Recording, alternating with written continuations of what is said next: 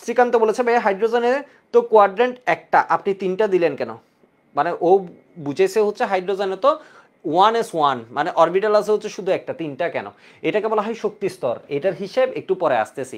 ওকে যদি এনার্জি দাও, এটা হচ্ছে দেখো, এটাকে বলা হয় গ্রাউন্ড স্টেট। প্রথম যেটা আছে এটাকে কি বলা হয়? Ground state.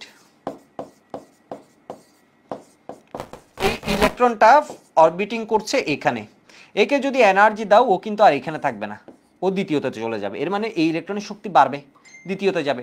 তখন এটাকে বলছে কি দ্বিতীয় শক্তি স্তর। ওকে যদি আরো এনার্জি দিই আমরা কি হতে পারে, একটাই ইলেকট্রন কিন্তু এটা হচ্ছে ওর শক্তি, ইলেকট্রন একটা কিন্তু ওর শক্তি হচ্ছে কি হচ্ছে বলতো, এটা হচ্ছে প্রথম ধাপ। এরপর ওরে ধর আরো খাওয়াইছো, ও কি করছে, দ্বিতীয় ধাপে গেছে, আরো খাওয়াইছো, ও কি করছে, একটা ইলেকট্রনই কি করছে বলতো, শক্তি বেড়ে যাচ্ছে।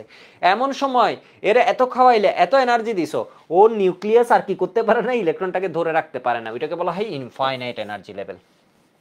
ঠিক আছে, ইলেকট্রন একটাই আছে কিন্তু ইলেকট্রনের কি বাড়াই ফেলে, এটাকে বলা হয় গ্রাউন্ড স্টেট। আর এগুলাকে, এটা হচ্ছে n=1 হাইড্রোজেনের জন্য, এটা n=2, n=3, n=4, n=5, n=6। খুব সুন্দর সুন্দর কোয়েশ্চেন করেছো, n=7, n=8। এগুলোকে বলা হয় কি বলতো, এক্সাইটেড স্টেট।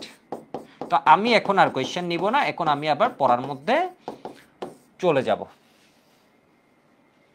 ঠিক আছে, সাকিব আল হাসান বলেছে ক্লিয়ার, ওকে।